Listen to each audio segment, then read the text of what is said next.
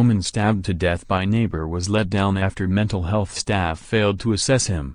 A woman who was stabbed to death by her neighbor was let down by the system after mental health staff failed to assess him as a paranoid schizophrenic.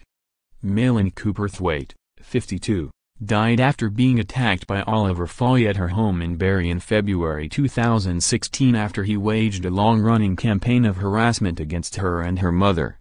Maylyn had lived with her mother Audrey, 80, next to Faughey since 2010, and had complained about his odd behavior for years, but police responded poorly, the inquest heard.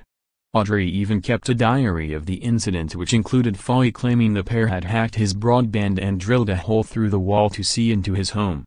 She told the inquest that if the authorities had listened to her concerns they would have found that man needed help.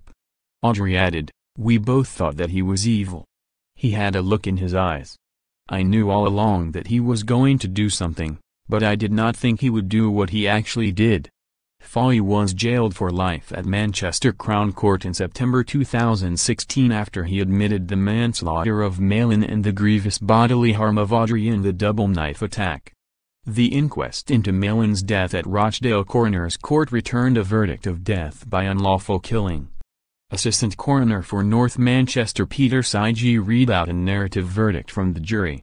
It found mental health services failed to adequately follow up on formal referrals and should have taken decisive action to instigate mental health assessments of Faughey to highlight any risk of harm to himself and others.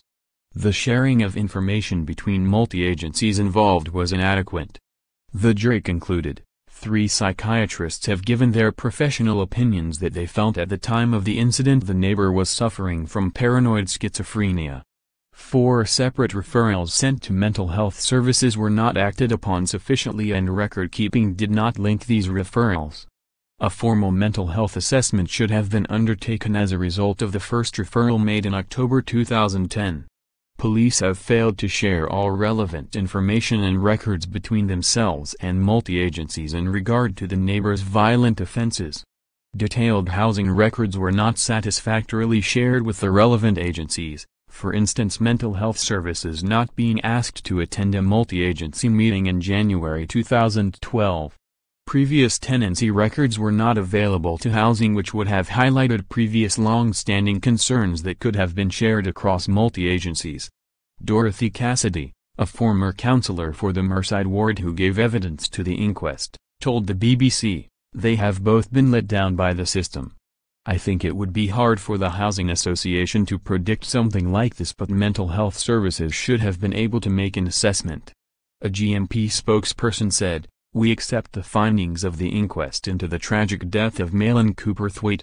Since Maylyn's death we have reviewed our practices and have changed the processes we use to communicate with all of our partners. Whilst nothing we can do can change what happened to Maylyn or change the heartbreak that her family have been through, I hope the fact that we are doing all that we can to ensure nothing like this ever happens again can go some way to help her family as they continue to get on with their lives."